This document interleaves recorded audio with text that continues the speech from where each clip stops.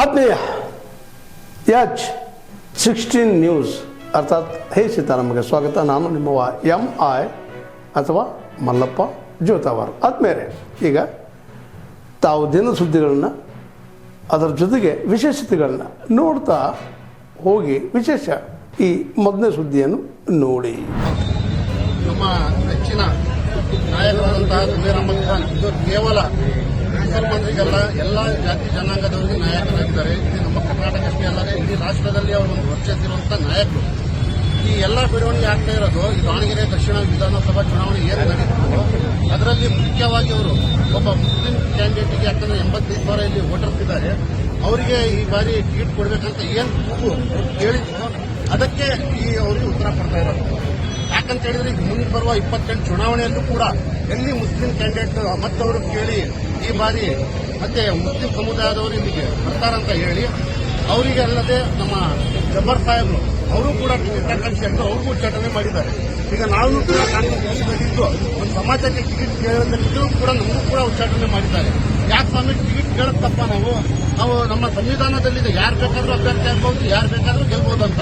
85,000 ಮತಗಳಿತ್ತು. ನಾವು ಟಿಕೆಟ್ ಕೇಳಿದ್ದು ತಪ್ಪಾಗಿ ಎಲ್ಲರೂ ಉಚ್ಚಾಟನೆ ಮಾಡ್ತಾರಂದ್ರೆ ಮುಂದಿನ ದಿನಗಳಲ್ಲಿ ಯಾರು ಕೇಳಲೇಬಾರದು ಅಂತ ಪರಿಸ್ಥಿತಿ ನಿರ್ಮಾಣ ಮಾಡಿದ್ದಾರೆ. ಈಗ ಜಮೀರ್ ಅಹಮದ್ ಖಾನ್ ಸಾಹೇಬರಿಗೆ ಏನು ಡಿಸಿಎಂ ಪಟ್ಟ ಕೊಡಲಿಲ್ಲ, ಮುಂದಿನ ದಿನಗಳಲ್ಲಿ ಏನು ನೆಕ್ಸ್ಟ್ ಇದಿದೆ ಅದರಲ್ಲಿ ಏನಾದರೂ ಡಿಸಿಎಂ ಕೊಡಲಿಲ್ಲ ಅಂತ ಹೇಳಿದ್ರೆ ಇದೇ ದಾವಣಗೆರೆಯಿಂದ ಬೆಂಗಳೂರು ಮಠ ನಾವು ಕಾಡ್ನಾಡಿಗೆ ಜಾಥಾ ಮಾಡ್ತೀವಿ. ಯಾಕಂತ ಹೇಳಿದ್ರೆ ಇಲ್ಲಿ ಮುಖ್ಯ ಅಲ್ಲ, ಅವರು ನಮಗೋಸ್ಕರ ಇಷ್ಟೆಲ್ಲ ಮಾಡಿದಾರಂತಂದ್ರೆ ದಾವಣಗೆರೆ ಜನ ಮತ್ತೆಲ್ಲ ನಮ್ಮ ಸಮುದಾಯದವರು ದಾವಣಗೆರೆಯಿಂದ ಬೆಂಗಳೂರು ಮಠ ಕಾಲ್ನಡಿಗೆ ಜಾಥಾ ಮಾಡಿ ಬೆಂಗಳೂರಿಗೆ ಹೋಗಿ ಫ್ರೀಡಂ ಪಾರ್ಕ್ನಲ್ಲಿ ಅವರಿಗೆ ಡಿಸಿಎಂ ಸ್ಥಾನ ಕೊಡೋ ಮಠನೂ ಅಹೋರಾತ್ರಿ ಧರಣಿಯನ್ನು ಕೂಡ ಮಾಡ್ತೀವಿ ಅಂತ ಈ ನಮ್ಮ ದಾವಣಗೆರೆಯಿಂದ ನಾವು ಎಚ್ಚರಿಕೆಯನ್ನು ಕೂಡ ಕೊಡ್ತಾ ಇದ್ದೀವಿ.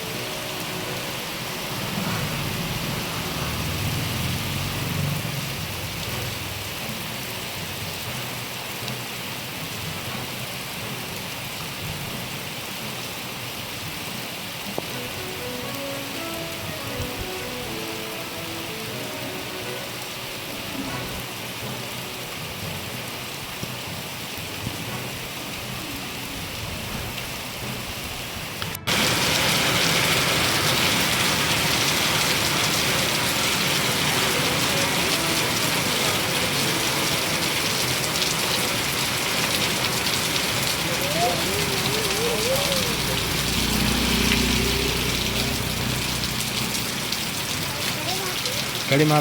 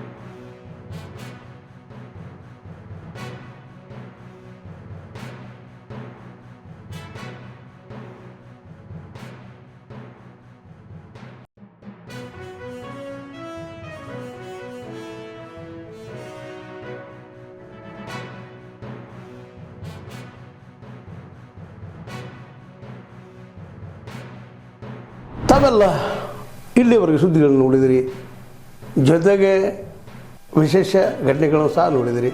ಅದು ನಿಮ್ಗೇನು ಅನ್ನಿಸ್ತು?